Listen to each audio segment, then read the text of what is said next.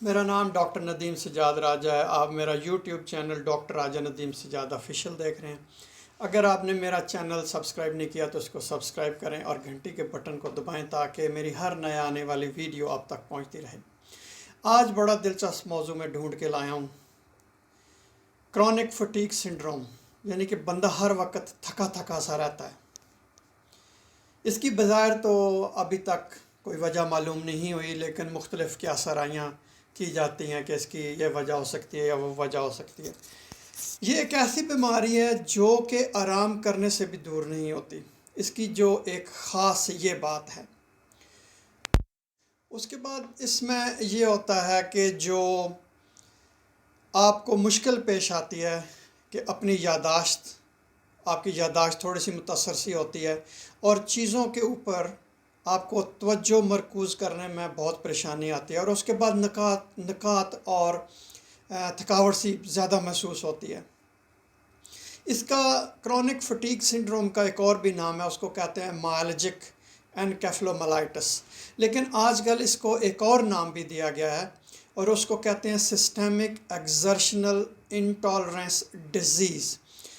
तो इसमें ये होता है कि जैसा कि मैंने आपको बताया कि बहुत सारी थ्योरीज़ हैं। कुछ कहते हैं कि वायरल इन्फेक्शन की वजह से होती है, कुछ कहते हैं कि नफसियाती मसाइल के जो बंदे जिनको जहनी तनाव होता है उनको ये होती है।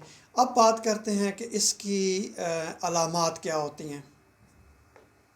हर वक्त बंदा थका थका सा रहता है, यादाश्त चीज़ें याद करने में उसको मुश्किल पेश आती है, चीज़ों पर तवज्जो मरकूज़ करने पर मुश्किल पेश आती है, उसका गला दर्द करता है, या आप ये कहें कि आवाज़ सी भारी सी हो जाती है, सर दर्द रहता है। उसके बाद जो यहाँ पर ग्लैंड्स होते हैं गर्दन पे या बगलों में, वो उनका साइज़ जो है वो बड़ा हो जाता है।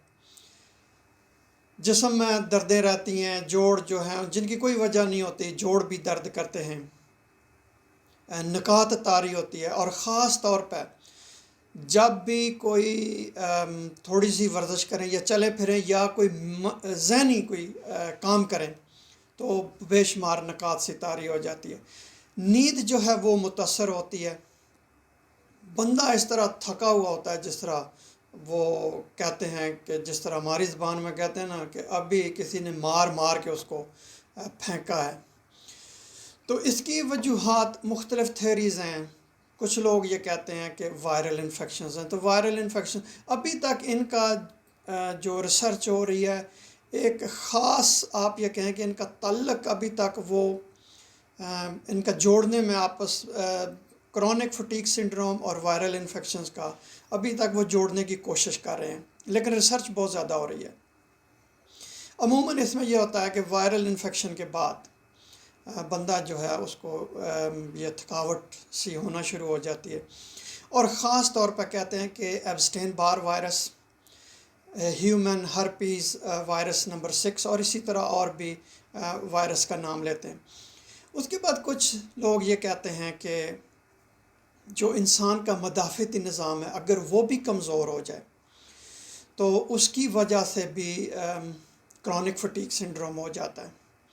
हार्मोनल इम्बैलेंस, इसका मतलब है कि अगर हार्मोन जो हैं वो कम ज़्यादा हो जाएं, ख़ास तौर पर hypothalamus, pituitary gland, adrenal glands, इनके हार्मोन जो हैं, थायराइड हार्मोन का भी है कि अगर वो भी काम करना उसका मुतासर हो, कम का काम करे, तो उसमें भी फटीग होती है। या कोई किसी को कोई नफसियाती मसाइल का शिकार है, या उसका कोई एक्सीडेंट हुआ है या कुछ सर्जरी हुई है, तो उसकी वजह से भी ज़ाहिर है उसके ऊपर जहनी दबाव होता है, और इसमें भी जो आदमी होता है, बंदा होता है, वो उसको क्रॉनिक फटीग सिंड्रोम होता है। अच्छा, अब बात करते हैं कि किन लोगों में ये ज़्यादा होता है। खैर, ये क्रॉनिक फटीग सिंड्रोम या थकावट वाली जो बीमारी होती है ये किसी को भी हो सकती है, लेकिन अमूमन ये देखा जाता है कि नौजवान या जो दरमियानी उम्र के लोग होते हैं उनमें ज़्यादा होती है। خواتین زیادہ متاثر ہوتی ہیں، یا شاید اس کی یہ بھی وجہ ہو سکتی ہے کہ خواتین جو ہوتی ہیں وہ اس بیماری کو رپورٹ زیادہ کرتی ہیں مردوں کی بنسبت، اور اس کی وجہ سے کرونک فٹیگ سنڈروم کی وجہ سے کیا کیا پیچیدگیاں ہو سکتی ہیں۔ اس میں ظاہر ہے کہ جو بندے کا ایک روزمرہ کے معاملات ہوتے ہیں وہ متاثر ہو جاتے ہیں، اس کی وجہ سے وہ اپنے کام سے یا کاروبار سے بھی غیر حاضر ہوتا ہے، اس کی وجہ سے وہ دوسرے لوگوں سے ملنا جلنا بھی کم کر دیتا ہے، تو سوشل آئسولیشن بھی ہوتی ہے اور ذہنی تناؤ کا شکار بھی ہوتا ہے۔ اب بات کرتے ہیں کہ اس کی تشخیص کیسے کی جاتی ہے۔ اس میں کوئی ایک خاص ٹیسٹ تو ہے نہیں جس کی وجہ سے آپ کہہ سکیں کہ ہاں جی اس ٹیسٹ نے ہمیں بتایا ہے کہ اس بندے کو کرونک فٹیگ سنڈروم ہے۔ تو اس میں دیکھا یہ جاتا ہے کہ کہیں اس کا نیند کا تو کوئی مسئلہ نہیں ہے، کیونکہ نیند کی وجہ سے بھی تو تھکاوٹ ہوتی ہے۔ اگر نیند آپ کی پوری نہ ہو، ڈسٹرب ہو، متاثر ہو، اس میں وہ دیکھتے ہیں کہ سلیپ ایپنیا تو نہیں ہے، یا ریسٹ لیس لیگ سنڈروم تو نہیں ہے، یا بے خوابی کا شکار تو نہیں ہے آدمی۔ اس کے بعد وہ چیک کیا جاتا ہے کہ کوئی اس کی طبی وجہ تو نہیں ہے، جس طرح میں نے پہلے آپ کو مختلف گلینڈز کا نام بتایا کہ ان کے فنکشنز ٹیسٹ کیے جاتے ہیں کہ کہیں کوئی گلینڈ جو ہے وہ متاثر تو نہیں کہ وہ ہارمون صحیح نہیں پیدا کر رہا۔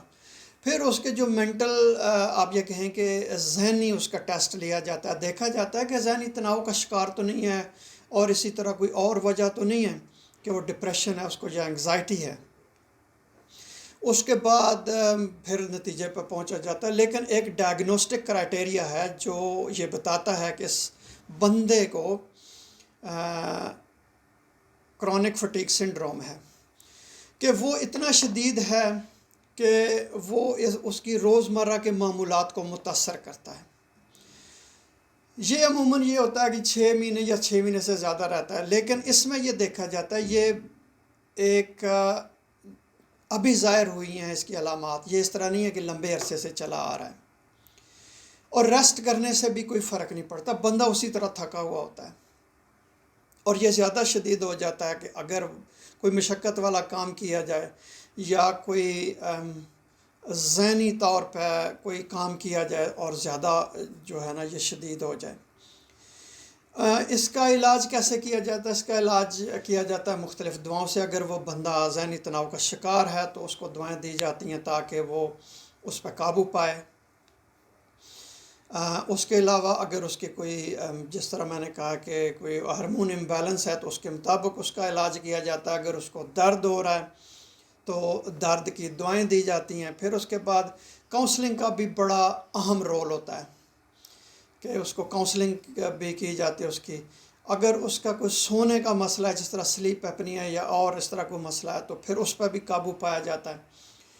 اور ایکسرسائز بہت ضروری ہے، ایکسرسائز کر کے بھی اس کے اوپر قابو پایا جاتا ہے۔ بہت شکریہ یہ ویڈیو دیکھنے کا۔ اگر آپ کے ذہن میں کوئی سوال ہے تو آپ کمنٹس کے سیکشن میں لکھیں، یا میرے فیس بک پیج کے اوپر ڈاکٹر راجن الدین سجاد کینگر آپ میسج کریں، میں اس کا جواب دوں گا۔ بہت شکریہ یہ ویڈیو دیکھنے کا۔